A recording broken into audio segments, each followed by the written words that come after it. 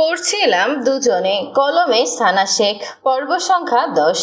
সাইয়ারার এমন উন্মত্ত আত্মপীড়ন দেখে ড্রয়িং রুমে থমথমে বাতাস এক নিমিষে চূর্ণ বিচূর্ণ হয়ে গেল। তৃতীয়বার সোফার সঙ্গে মাথা বাড়িয়ে দিতেই সাই বলে বজ্রকণ্ঠে চিৎকার করে উঠল জাওয়াদ। চতুর্থবার সোফার সঙ্গে মাথা আছাড় দেওয়ার আগেই নিজের শরীরের সমস্ত অক্ষমতাকে বুড়ো আঙুল দেখিয়ে নিজের অচল পা দুটোর কথা ভুলে গিয়েই হুইল চেয়ার থেকে প্রায় ঝাঁপিয়ে পড়ল মেঝের ওপর। দুই হাতের জুড়ে নিজের শরীরটাকে টেনে হিঁচড়ে সাইয়ারার কাছে এগিয়ে এলো। সাইয়ারাকে টেনে সরিয়ে এনে শক্ত করে চেপে ধরল নিজের বলিষ্ঠ দেহের সঙ্গে। সাইয়ারা হিতাহিত জ্ঞান শূন্য। সে নিজেকে ছাড়িয়ে নেওয়ার জন্য পাগলামি করতে লাগলো। ছাড়ুন আমাকে, ছাড়ুন, আমি বাঁচতে চাই না, কারো মুখ দেখতে চাই না। আমার বাবা, আমার নিজের বাবা আমার সঙ্গে এই কাজ করলো। আমি যাকে সবচেয়ে বেশি বিশ্বাস করেছিলাম সে আমার সঙ্গে এত বড় বেইমানি করলো। ওনার কথা শুনে আমি আপনাকে। কথা শেষ করতে পারলো না সাইয়ারা। হাউমাউ করে কাঁদতে লাগলো মেয়েটা। এই কেমন পরিবারে জন্ম হয়েছে তাদের। নিজেকে ছাড়িয়ে নেওয়ার জন্য মরিয়া হয়ে ছটফট করতে লাগলো আবার। জাওয়াদ নিজের সমস্ত শক্তি দিয়ে তাকে আটকে রাখলো নিজের সঙ্গে। শান্ত করার চেষ্টা করলো। জান, শান্ত হ। নিজেকে কেন আঘাত করছিস তুই? শান্ত হ জান। সাইয়ারার বুক ফাটা কান্নায় ভেঙে পড়ল। কিভাবে শান্ত হব? আমি কি দোষ করেছিলাম? আমি তো শুধু আপনাকে ভালোবেসেছিলাম। এত বড় শাস্তি কেন দিল সবাই? কেন?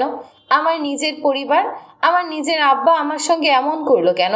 সবাই কেন এমন করলো আমাদের দুজনের সঙ্গে? ড্রয়িং রুমের উপস্থিত সবাই তাকিয়ে আছে দুজনের দিকে। সাইয়ারা পাগলামি করছে আর জাওয়াদ শক্ত বাহুবন্ধনে আবদ্ধ করে রেখেছে তাকে। যে মেয়ে এত বছর ধরে নিজের বাবাকে আদর্শ মেনে এসেছে, যার প্রতিটা কথা মনে প্রাণে বিশ্বাস করেছে, সে যখন জানলো তার ভালোবাসার মানুষের সম্পূর্ণ নির্দোষ আর তার নিজের বাবাই দোষী আর তার চরিত্রেও দাগ লাগিয়েছে, তখন সে কিভাবে সহ্য করবে? কিভাবে? সারোয়ার শিকদার নিজের মেয়ের এমন অবস্থা দেখে অপরাধবোধে মাথা নিচু করে পাথর হয়ে দাঁড়িয়ে আছেন। রোকেয়া বেগম দুজনের পাশে বসে থরথর করে কাঁপছেন আর কাঁদছেন। মেয়েকে ছোঁয়ার সাহস পাচ্ছেন না।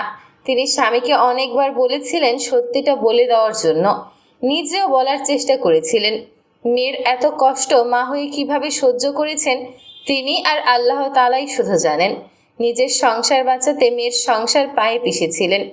সারোয়ার শিকদার ওনাকে বলেছিলেন উনি যদি সাইয়ারাকে সত্যিটা বলে দেন তবে উনি রোকেয়া বেগমকে তালাক দেবেন।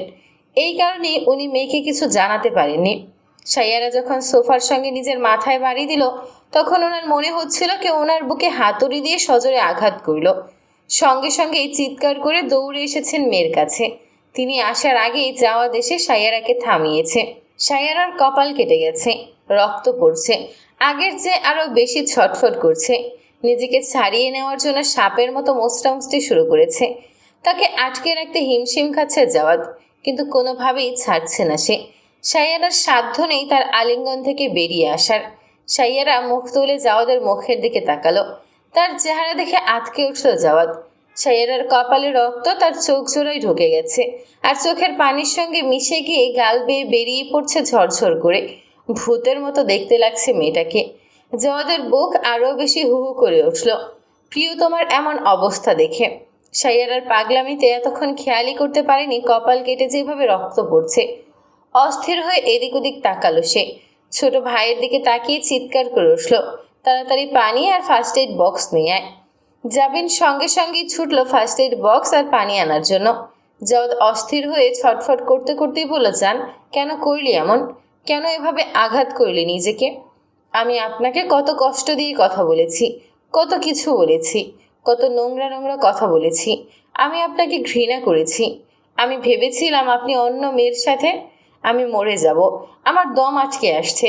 আমাদের পরিবার আমাদের সঙ্গে কেন এমন করলো? সবাই মিথ্যা বলেছে আমাকে। সবাই বলেছিল আপনি আমাকে আর ভালোবাসেন না, আপনি অন্য মেয়েকে ভালোবাসেন। আমি কত কেঁদেছি আপনার জন্য। আমার বুকে অনেক কষ্ট হচ্ছে, আমি সহ্য করতে পারছি না আর।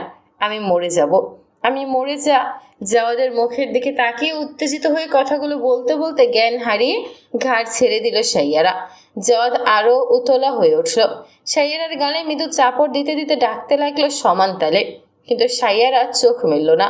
মাথাটা বুকে চেপে ধরে চিৎকার করতে লাগলো ভয়াবহ আক্রোশ নিয়ে। সে পারে না এই মুহূর্তেই বাড়ির সবাইকে খুন করে ফেলে।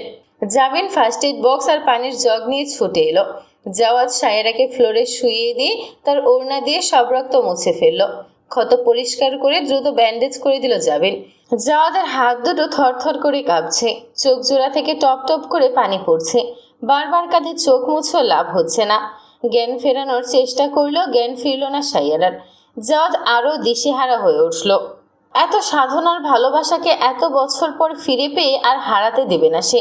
বাবা, কাকা আর শ্বশুরের দিকে তাকিয়ে চিৎকার করে বলল, কুত্তার বাচ্চারা, দাঁড়িয়ে দাঁড়িয়ে তামাশা দেখছিস? ওকে হসপিটালে নে। ওর কিছু হলে তোদের তিনটাকে কুরবানি দেব আমি।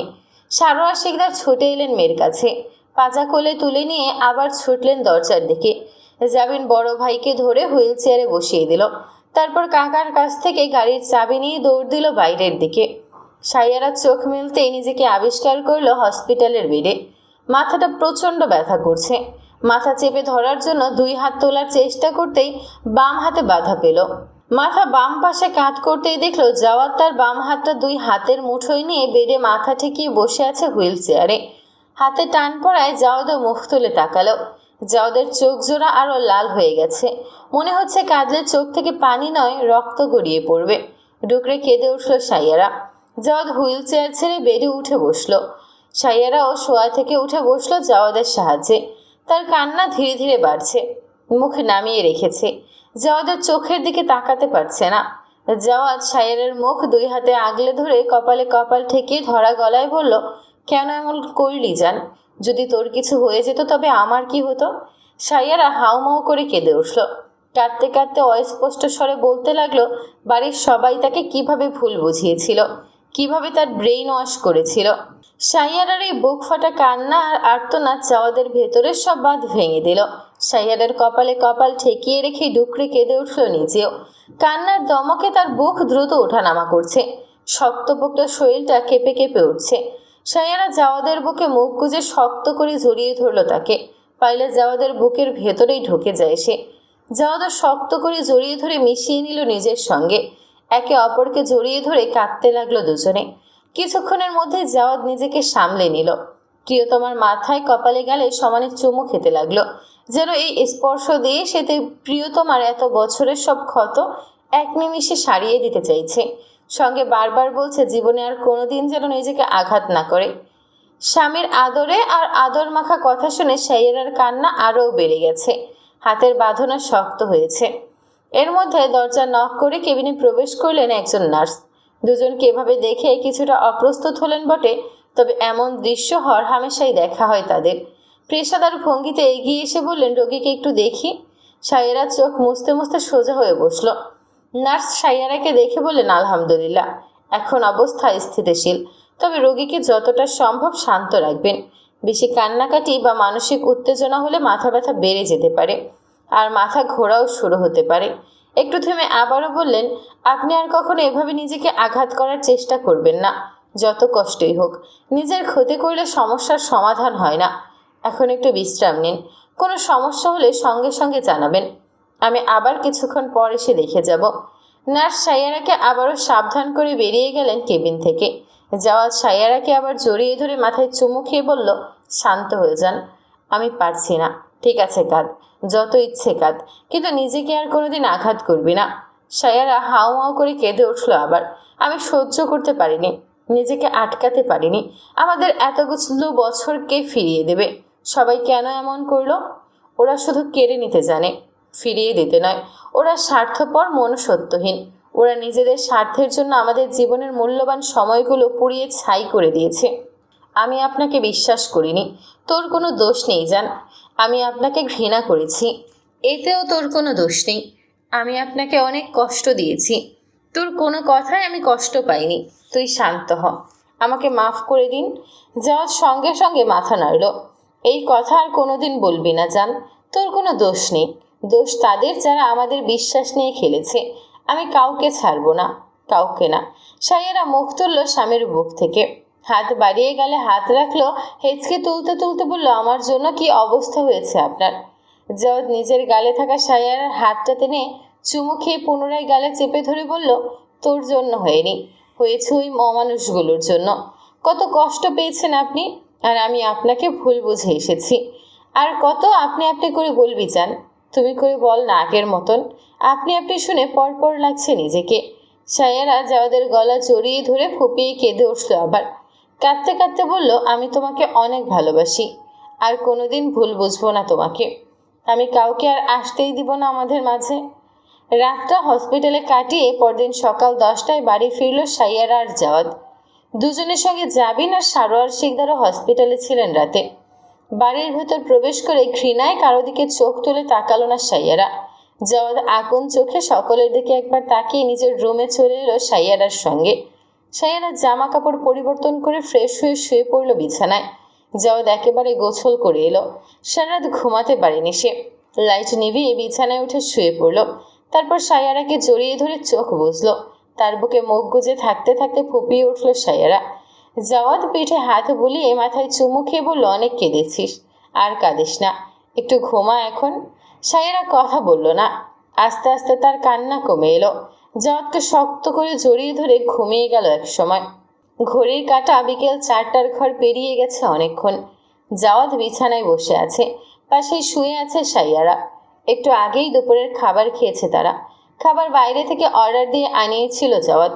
বাড়ির কেউ এখন পর্যন্ত তাদের রুমে আসেনি, মূলত আসার সাহসই পায়নি। জাওয়াদ আইনজীবীর নাম্বারে ডায়াল করলো। নাম্বারটা সে জোগাড় করেছে এক ফ্রেন্ডের মাধ্যমে। ওই ফ্রেন্ডের মামা এই আইনজীবী। কল রিসিভ হতেই সালাম দিল জাওয়াদ।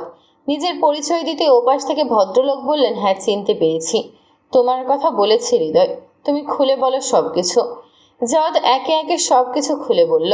সব শুনে ভদ্রলোক কিছুক্ষণ নীরবতা পালন করলেন। জাওয়াদ দুই পরিবারের বিরুদ্ধে মামলা করতে চাইছে। ভদ্রলোক বললেন, আমি পুরো বিষয়টা বুঝতে পেরেছি জাওয়াদ। তোমার বর্ণনা অনুযায়ী ভুয়া ছবি তৈরি করে প্রতারণা, পরিকল্পিতভাবে তোমাদের সম্পর্কে বিভেদ সৃষ্টি এবং মিথ্যা অপবাদ দেওয়ার অভিযোগে একাধিক ধারায় আইনি ব্যবস্থা নেওয়ার সুযোগ আছে। প্রয়োজনে ডিজিটাল অপরাধ সংক্রান্ত আইনেও বিবেচনায় আসতে পারে। তবে এসব মামলায় সবচেয়ে গুরুত্বপূর্ণ বিষয় হলো প্রমাণ। মুখের কথায় তেমন কিছু করা সম্ভব না। যদি এই জালিয়াতি ও ষড়যন্ত্রের নির্ভরযোগ্য প্রমাণ আদালতে উপস্থাপন করা যায়, তাহলে মামলার অবস্থান অনেক শক্ত হবে। তোমার কাছে এ সংক্রান্ত কোনো প্রমাণ বা সূত্র আছে?